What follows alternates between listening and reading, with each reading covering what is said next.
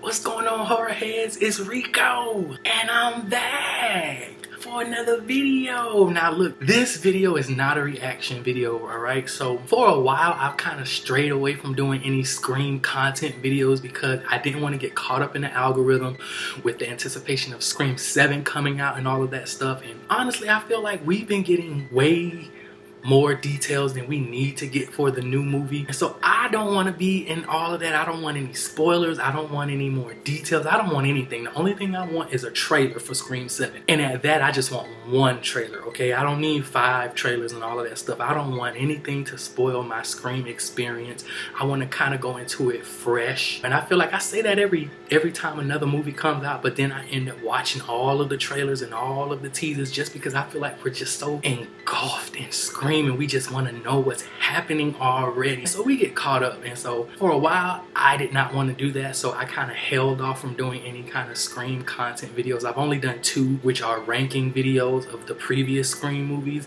But you know what? This video is going to be a little different in that I kind of have an idea, right, of how Scream 6 should have opened. Now don't get me wrong, I have a love-hate relationship with Scream 5 and 6, mainly 6, but I'm not really gonna go too much into that yet. I'm gonna break those videos up. But a big thing with the opening for Scream 6, it just didn't hit me the way it should have, the way that a lot of the previous openings hit. I will say this, I feel like collectively we all were surprised and shocked at the fake opening for Scream 6, and I think that we all were kind of intrigued at the fact that the first killer revealed himself, took the mask off in the first part of the movie, and I think that kind of intrigued us all, and we really wanted to see where it was going after that. But I feel like the opening as a whole in Scream 6, it just didn't hit how it was supposed to hit.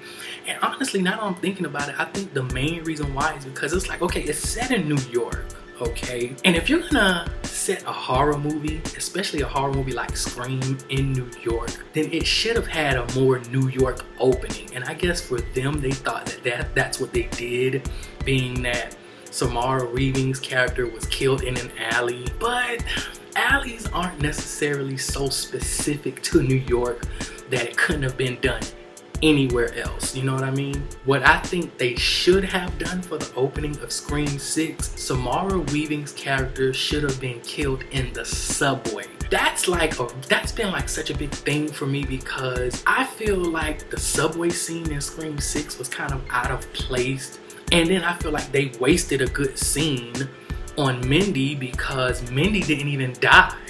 And so it's like they did all of this in the subway scene with Mindy, and then her character ended up living, so it was kind of like, it was like anticlimactic for me. So bear with me because just come into my world for a little bit and kind of see what I'm seeing, because this is how I think Scream 6 should have opened, okay? Now, first thing, I think Samara Weaving's character, I have to stop calling her by her real name.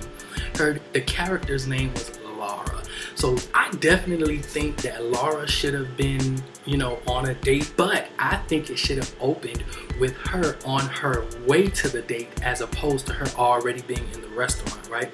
So here's what I think should have been different. She's on her way to this date, right? While she's on her way to this date, she's getting these text messages, okay? And in these text messages, the killer is sending her pictures, and basically he's following behind her and stalking her as she's on her way wherever she's going, okay? He's sending her these pictures showing him that he's behind her. So she opens the text message and she sees this picture of literally herself. It's just the back view of herself. So she's turning around every so often trying to see who is consistently behind her as she's traveling. And so I think that would have been great in adding to the suspense of everything that was going on, right? Because there really was no suspense with her particular segment of the opening. Here is where it gets a little more creepy, right? So she's starting to move faster and faster at this point. So then what happens is the killer finally sends her almost basically like a selfie, to where you see the ghost face mask and you see her behind him. and he's steady following her, and that is kind of what prompts her to like move even faster, right? And in her haste to get to the subway station, she finally gets on the subway car. You have to picture it to where it's almost the same scene that Mindy was in. It's just not happening to Mindy, it's happening to Laura, okay? So in her haste to get to the subway and like kind of get away, if you will, she doesn't realize that all of these different ghost-faced people are on the subway with her. So she basically does exactly what Mindy does, in that she goes to the partition door thingy, I don't know what you really call it, but the little partition door on the subway, and she puts her back to it. She takes in a deep breath because she finally feels relief that in some way she kind of thinks she got away, right?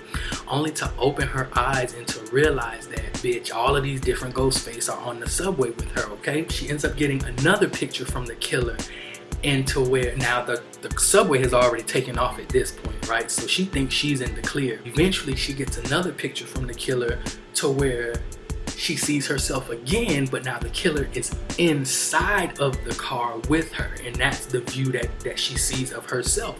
So now that's adding to the suspense even further. The thing is, she's trying to call for help, text for help, whatever she can do, but of course she is going in and out of reception because the car is going in and out of the tunnels, so she keeps losing reception, right? Finally the subway car stops again.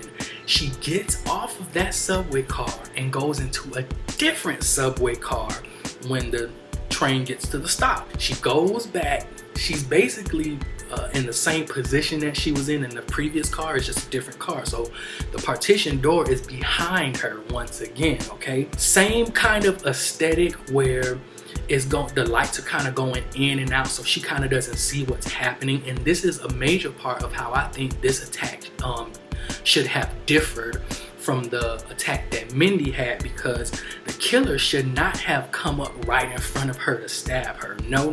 It's still the same suspense, right? You still hear the creepy, iconic scream music that we always hear, right? But then out of fucking nowhere, the partition door that's behind her slides fucking open real fucking fast, and then Ghostface like literally grabs her head and yanks her back, right? Closes the door. Meanwhile, the car is still moving. Everybody around is still oblivious as fuck. They don't really care what's happening because it's New York. Then the camera cuts to inside of that area, that little small area, to where she's trying to fight Ghostface, and he's just attacking her, stabbing her, killing her, all of this shit like that.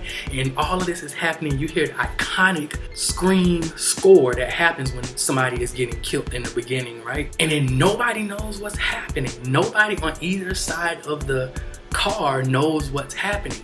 And then when he's finished killing her, right, and the music is getting more climactic, he opens the partition door again, right, and he literally kicks her in the stomach, like to kick her out because they're facing each other.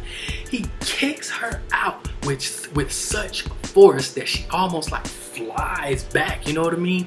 And then her body slides down the floor. She slides until she stops directly in front of somebody that's sitting down that sees her, and then everybody starts going fucking crazy, right? And everybody's in this uproar.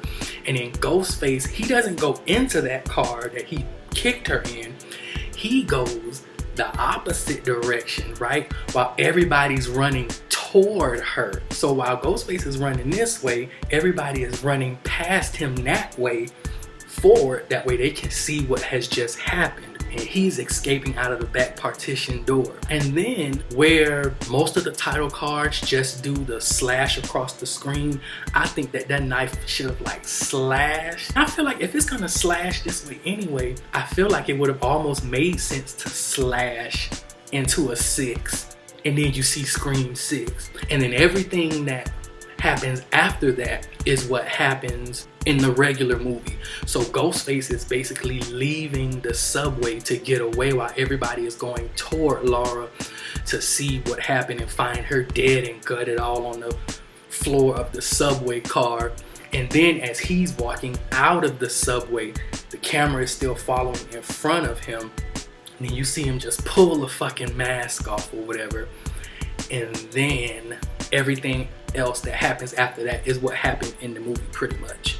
That's my little idea. Now I know it might be, holes in that somewhere, because I don't write movies, you know what I'm saying? I'm not a filmmaker, and this is in no way any kind of disrespect to the professionals who actually make these movies. I really think if you're gonna do it big and you're gonna advertise that Scream 6 is in New York, the first kill should have kind of happened in a more New York fashion, if you will, as opposed to her just being strangely lured somehow into this back alley. Because I mean, a lot of cities have alleys, so an alley isn't really specific to New York alone, you know what I mean? But subway train is more specific to New York, so I think that is where they kind of dropped the ball on that. They wasted that scene on Mindy, and then the way they kind of built the suspense of that scene, it kind of felt weird because Mindy isn't really a scared character. Like, she's not a timid and normally nervous kind of character. So to see her, all having this anxiety attack while she's on the train, it was just kind of weird to me. So that was just my little idea. That's how I think Scream 6 should have opened. Anybody who's a fan of the franchise, I would love to hear y'all thoughts, and if you want to kind of add little details to fill the holes in where I've missed it, feel free to drop down in the comments. Let's start a discussion. Let's see, do y'all think that that's a good idea of how Scream 6 should have opened, or would that have been a not so good direction to go? I just can't stop thinking about it. I can't stop thinking about the fact that if you're gonna have a kill on the subway, it would have been better to me to not have somebody come directly to you, especially if you already have your back to that partition door, and we all know people slide that door open all of the time. Now here's the thing though, I guess it would depend on the city you're in, but even though I've been to New York before, I haven't seen every subway train that they have in New York. So I know with some trains, when you open that door, it literally like you're outside, like you can feel the breeze between the cars, you know what I mean? Because you're like outside. But there are some subway trains where when you open that door, you're still guarded within the train in order to go to the next side.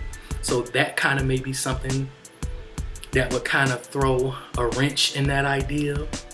But I think that's a good fucking idea, okay? So drop down in the comments, let me know what y'all think. And let's just get the discussion started. Scream 7 is coming up. I think we're all excited to see what's gonna happen in this new movie.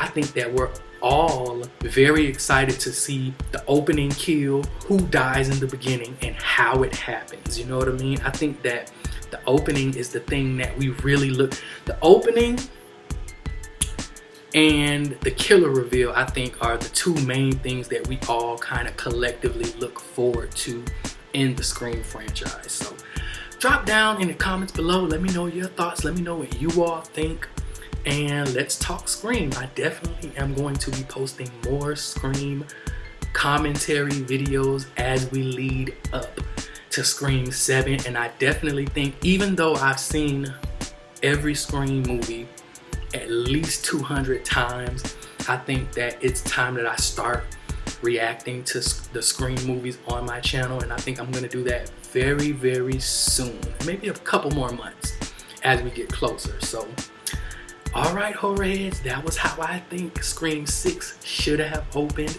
and I will see y'all on the next video. Peace.